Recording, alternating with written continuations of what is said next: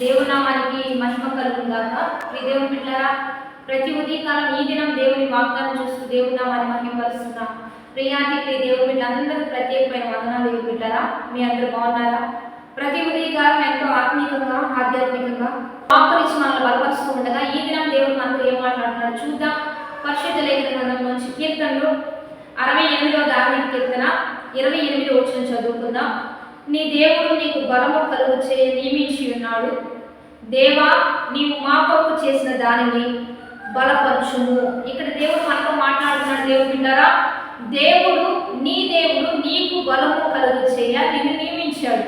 ఈరోజు దేవుడు అంటున్నాడు, నీకు బలము చేయ, నీకు బలము ఇవ్వాలని, నీకు బలము సహాయం చేయాలని, నువ్వు ప్రతి విషయంలో బలము కలిగి ముందు కొనసాగాలని దేవుడే కొన్నిటిని నియమిస్తూ ఉన్నాడంట, కొన్నిటిని జరిగిస్తూ ఉన్నాడంట.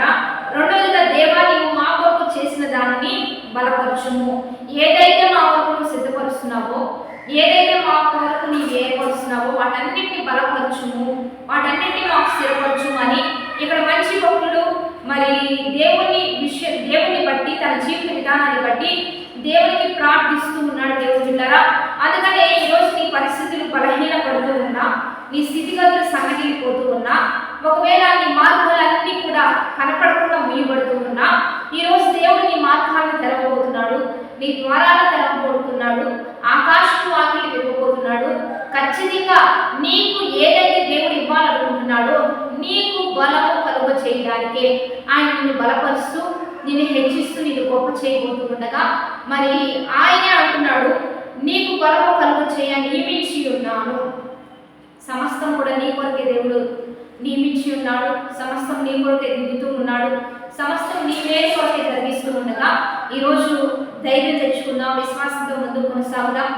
దావీదు పట్ల దేవుడు ఏ కృప చూపాడో ఈరోజు ప్రభువైన యేసుక్రీస్తుని బట్టి, ఆయన రక్తంలో విడుదల, ఆయన యొక్క బలియాగం వల్ల స్వస్థత, ఆరోగ్యం, అద్భుతం మనకు దేవుడు ప్రభువైన యేసుక్రీస్తునిచ్చి మనకు ప్రతి విషయంలో బలమునిస్తూ, ప్రతి విషయంలో విడుదలనిస్తూ, ప్రతి విషయంలో జ్ఞాపకం చేస్తూ హెచ్చిస్తూ ఉండగా ఏ విషయంలో బలహీనం కాక దేవుడిని బట్టి ధైర్యం తెచ్చుకుందాం, విశ్వాసంతో ముందుకు కొనసాగుదాం, వాగ్దానాన్ని బట్టి ప్రార్థన చేద్దాం. పరిశుద్ధ మహోన్నతుడ గొప్ప దేవ, ఈ దినము మీరు మాకు ఇచ్చిన బలమైన వాక్కు వచనాల బట్టి నీకు మహిమ.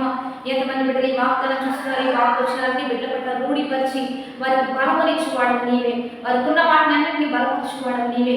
సమస్తం సహాయం చేస్తూ వారి ఆలోచన ఉద్దేశాలన్నీ కూడా సఫలీకృతం అవునట్టుగా మీరే కృప చూపిస్తూ, నీవు మా కొరకు ఏదైతే సిద్ధపరచావో అవన్నీ బలాభివృద్ధులందరినీ కృప చూపించమని ఈరోజు బాడేస్ మ్యారేజ్ చెప్తున్న వారికి దీవెనిస్తూ ఈ ఘనమైన నామాలను మహిమ తెచ్చుకోమని ప్రభువైన యేసుక్రీస్తు నామమున పేరిట అడిగి వేడుకొని ప్రార్థిస్తున్నాము గొప్ప తండ్రి, ఆమేన్.